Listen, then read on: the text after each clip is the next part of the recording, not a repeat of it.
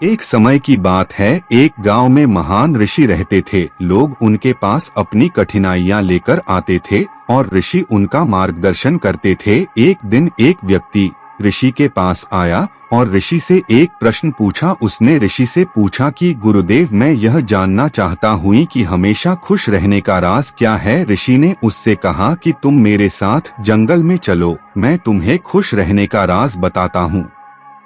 ऐसा कहकर ऋषि और वह व्यक्ति जंगल की तरफ चलने लगे।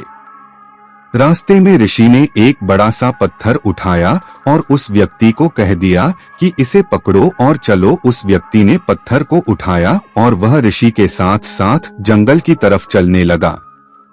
कुछ समय बाद उस व्यक्ति के हाथ में दर्द होने लगा, लेकिन वह चुप रहा और चलता रहा। लेकिन जब चलते हुए बहुत समय बीत गया और उस व्यक्ति से दर्द सहा नहीं गया, तो उसने ऋषि से कहा कि उसे दर्द हो रहा है। तो ऋषि ने कहा कि इस पत्थर को नीचे रख दो। पत्थर को नीचे रखने पर उस व्यक्ति को बड़ी राहत महसूस हुई। तभी ऋषि ने कहा, यही है खुश रहने का राज, सीक्रेट ऑफ हैप्पीनेस। व्यक्ति ने कहा, गुरुवर मैं समझा नहीं।